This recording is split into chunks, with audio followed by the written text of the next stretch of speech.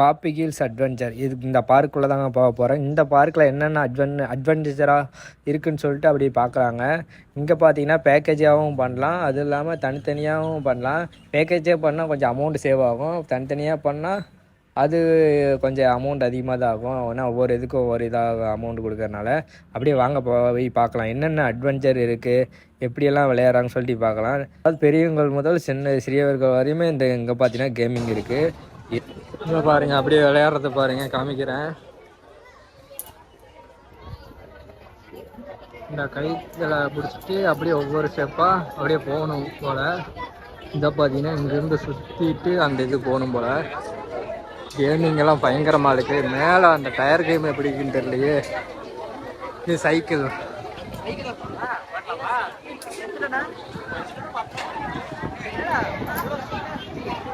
Zip சைக்கிளிங்க பாருங்கள். இந்த balloon game உள்ள குழந்தைங்க போந்துட்டு விளையாடுறது. குழந்தைங்க எல்லாரும் போக மாட்டேங்குது.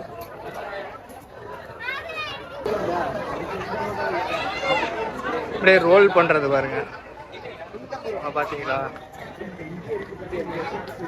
சரியான அட்வென்ச்சரான கேமாக இருக்குங்களா?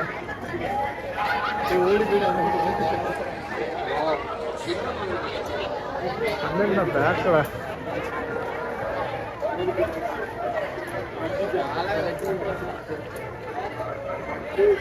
தலைகளை நிற்கும் போல. அந்த சைக்கிள் கேமிங் பாருங்க, பயங்கரமா இருக்கு.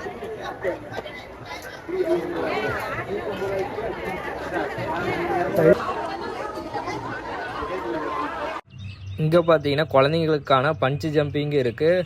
அந்த சைடு பார்த்தீங்கன்னா ராக் கிளைம்பிங்கும் இருக்குங்க. வேறு லெவல் அட்வென்ச்சரான கேமிங். அதுக்கு பார்த்தீங்கன்னா குழந்தைங்க விளையாடுற இது பஞ்சு ஜம்பிங் பார்த்தீங்கன்னா நார்மலாக தான் இருக்கும். அதுவே பெரியவங்க விளையாடுறது பார்த்தீங்கன்னா பயங்கரமாக இருக்கும். மேலே ஸ்பீடாக போயிட்டு பயங்கரமாக இருக்கும். அது காமிக்கிறீங்க. அப்படி இது பார்த்தீங்கன்னா குழந்தைங்க விளையாடுறது பார்த்தீங்கன்னா அழகாக மெதுவாக இது பண்ணுற மாரி தான் இருக்குது. இப்போ பார்த்தீங்கன்னா பஞ்சு ஜம்பிங்க இது பார்த்தீங்கன்னா வேறு மாதிரி இருக்கும். என்னன்னா ஆள் வெயிட் இல்லாதவங்க போனீங்கன்னா அவ்வளோதான். ஆனால் வெயிட்டாக இருக்கிறவங்க போனால் அந்தளவுக்கு ஒன்றும் ஒரு டைம் மேலே போயிட்டு ரொட்டேட் பண்ணிட்டு அதுக்கப்புறம் அது நார்மலாக இருக்கும். ஆனால் வெயிட்டெல்லாம் போயிட்டுனா அவ்வளோதாங்க. பாருங்கள் நீங்களே எப்படி எந்த அளவுக்கு இருக்குதுன்னு சொல்லிட்டு. இங்கே ஏடிவி பைக் ஓட்டுறதுக்கு பார்த்தீங்கன்னா சார்ஜ் 100 ரூபா பண்ணுறாங்க. இங்கே பார்த்தீங்கன்னா மேலே ரோப்பில் போகிறது பயங்கரமாக இருக்குது. ஆனால் வேறு லெவல் அட்வென்ச்சரான கேம் இருக்குது. நீங்கள் வந்தீங்கன்னா மறக்காமல் ட்ரை பண்ணி பாருங்கள். இங்கே வந்தாவே எல்லாமே ட்ரை பண்ணி பார்க்கணும். நம்ம பார்த்தீங்கன்னா தனியாக வந்தனால எதுவுமே ட்ரை பண்ண முடியல. சரி அப்படியே வீடியோ மட்டும் எடுத்துகிட்டு அப்படியே கிளம்பலான்னு சொல்லிட்டு.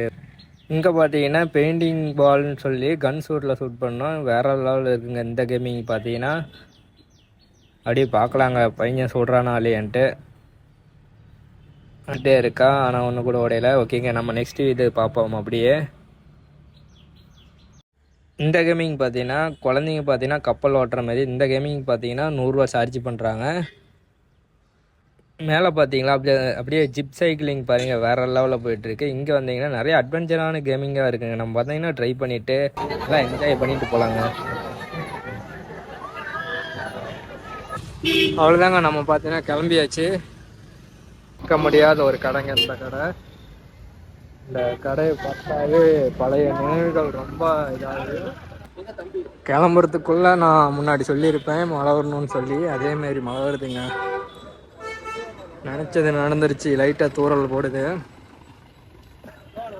இன்னும் நல்லா மழை பெஞ்சதுன்னா அப்படியே வண்டி தடம் எதுவுமே தெரியாதுங்க. நல்லா பனிமூட்டமாயிரும்.